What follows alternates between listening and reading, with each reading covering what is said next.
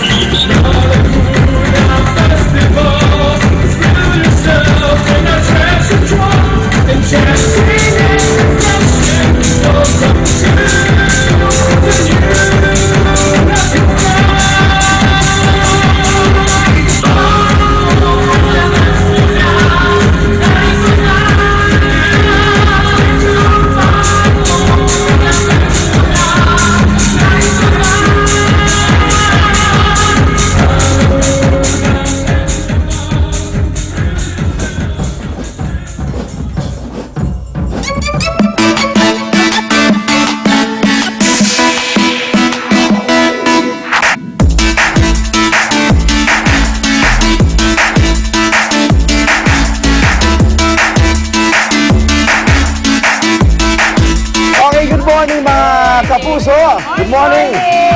Miss ko kayo, ladies? Yeah. Okay, gising na, tumapay na kayo sa paborito nyo kasalo sa almusal. Ang unang hirit, pampagising po talaga ito. Ika-11 na po sa araw ng buwan ng Abril, Lunes na muli. Kaya ibig sabihin niya, malapit na Pasko na.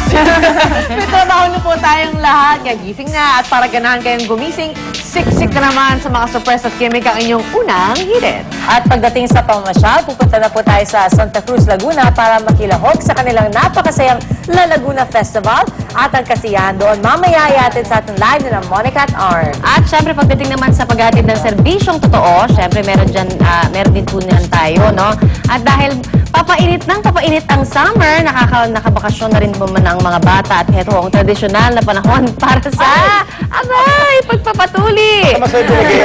Kaya naman mula sa Payatos, Quezon City, meron po tayong Operation Libreng Tuli para sa mga kabataan doon. Oo, kaya niyo yan, Kaya niyo yan. Kaya niyo yan. Support dito. Of course, handa rin mga paldo ni ate, di ba? At dito naman mismo sa ating studio, may hinanda kaming bonggang sorpresa. Tatapusin ko na ang mga nababalitaan yung chismis sa Giant Internet, mga panayan text. At eto na nga po, may nagbabalik sa ating tambayan.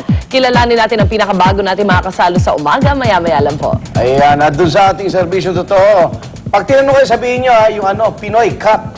Oh, iba pa yun? Yes, meron ngayong Pinoy Cup. Ano yun? Naka-smile.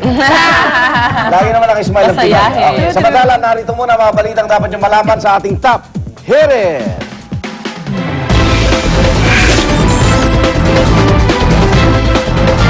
Pag German cut, mukhang helmet no? Pag Pinoy cut, mukhang salakot. Okay, para sa mga motorista dyan, maghanda na po tayo para sa panibago na namang round ng oil price hike bago matapos ang linggong ito. Samantala, abangan din 3 bata namatay sa China matapos uminom ng kontaminadong gatas.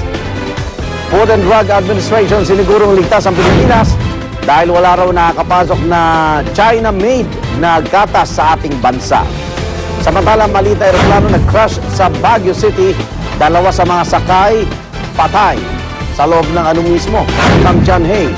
At Bulkang Taal, tinututukan ngayon ng tibok sa ating Bantay Bulkan. Yung mga residenteng nakatira sa paanan ng bulkan, voluntary na rin pinalilikas na. Dahil na ba ang detalye ng mga balita? Naku, maganda na po tayo sa panibago na naman pagtaas ng presyo ng langis ngayong linggo. Ayon kay Energy Undersecretary Jay Layog, ngayong araw, posibleng mag-anunsyo ang ilang oil company ng bagong round ng pagtataas sa presyo ng kanilang mga produktong petrolyo. Nagtaas daw kasi ng presyo ng langis sa pandaigdigang merkado, busod na rin ng tensyon sa gitnang silangan, partikular na sa Libya at Yemen. Sa ngayon, ang presyo po ng diesel ay nasa 47 pesos kada litro, habang 55 pesos naman ang kada litro ng gasolina. Hindi naman binanggit ang Department of Energy kung magkano ang posibleng itaas ng presyo ng diesel at gasoline. At dahil nga po sa nakaambang pagtaas na naman ang presyo ng mga produktong petrolyo, nakahanda ng grupong Piston na magsagawa ng kilos protesta bukas, nakakasana ang kanilang rally sa harap ng tanggapan ng Shell. Nakukulangan din daw ang grupo sa fuel subsidy na ibibigay ng gobyerno. Sa kwenta po nila, ang 1,050 pesos na ayuda ng gobyerno sa mga jeepney driver ay lumalabas na 35 pesos lang kada araw o 1 peso and 16 centavos lang sa kada litro ng diesel, ang tunay na halaga ng tulong. At mas maliit pa sa tricycle dahil sa 150 pesos na 1-month subsidy, 5 pesos kada araw lang ang itutulong ng gobyerno sa mga tricycle driver. Kaya sa malawakang kilos protesta na naman ang inihahanda ng grupo sa Mayo. Itong fuel subsidy na to ay isa lamang cheap dole out, isa lamang mapanlin lang at papogi ng pamahalaang Aquino. Sa ibang balita naman, dahil po sa pinakabagong kaso naman ng milk contamination sa China, siniguro ng ating Food and Drug Administration na ligtas ang mga gatas na nabibili ngayon dito sa Pilipinas. Ayon kay FDA Director Suzette Lazo, isolated case lang ang nangyaring pagkamatay ng 3 bata sa Gansu, China matapos uminom ng gatas na kontaminado ng nitrite. Ang pinakabatang namatay, isang sanggol na 8 buwang gulang lamang. At bukod pa rito, may 35 bata pa ang nagkasakit at sa isa sa kanila, nasa critical po na kondisyon. Ilan sa mga naranasan ng mga biktima ay ang pagsusuka, diarrhea, pagkahilo at pangingitim ng labi. Kaya dahil dito ipinasara na ang 2 dairy farm na pinagmula ng gatas. Ang nitrite ay isang kemikal na karaniwang ginagamit bilang preservative sa karne. Dagdag pa ni Director Lazo, mula 2008 ay wala pang milk product mula sa China ang nakapasok sa bansa matapos ipatupad ang Pilipinas ang import ban dahil sa pagputok ng melamine scare noon. Samantala, 2 na ang kumpirmadong patay sa nangyaring pagbagsak na isang Baron plane sa Baguio City kahapon. Ayon sa Civil Aviation Authority of the Philippines o CAAP, pumanaw na ang unang napaulat na kritikal na kondisyon sa ospital. Dead on the spot naman ang isa pang sakay ng eroplano habang 4 na iba pa ang sugatan. Tumanggi muna ang pangalanan ng CAAP ang mga biktima. Sa paunang report ng Baguio City Police, sumabit ang eroplano sa isang pine tree sa Camp John Hay bago ito bumagsak at nasunog. Patuloy ang pagsasagawa ng investigasyon sa nangyaring plane crash.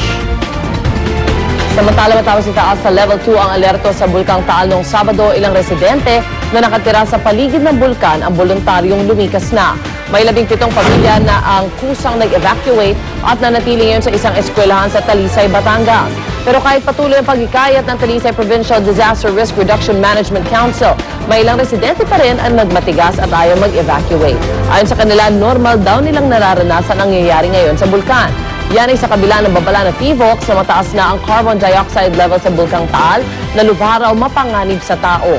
Sa kuha ng PHIVOLCS sa lugar noong Sabado, kitang-kita ang paglabas ng usok sa mga bitak ng lupa sa main crater.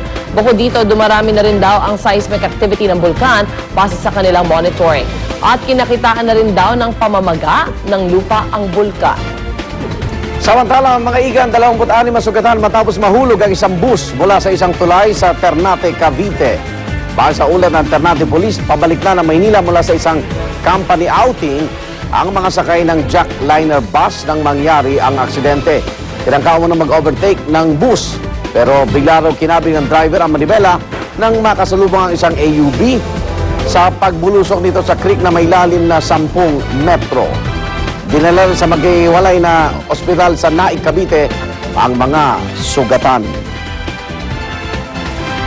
Samantala, patuloy naman po ang pangangalap ng suporta ng Philippine Airlines Employees Association o PALEA sa kanilang ikinakasang strike at ngayon po ay gagamitin na rin nila ang social networking sites para manghikayat na makikibahagi dito. Karamihan doon sa PALEA members, may mga Facebook at Twitter accounts, kaya naman mas maigi raw itong paraan upang magpatawag o magtawag ng mga lalahok sa strike. Pero kahit ipinagbabawal na ng Department of Labor and Employment, wala raw atrasan ang kanilang gagawing strike para pigilan ang pagsisante sa ilang empleyado ng PAL. Bukas maghahain na ang grupo ng mosyon sa Malacanang kaugnay sa pagpayag nito na ituloy ang outsourcing ng mga empleyado ng flag carrier. Paalala naman ng PAL management, posibleng maharap sa parusa ang PALEA kung sakaling ituloy nito ang paglabag sa kautusan ng DOLE.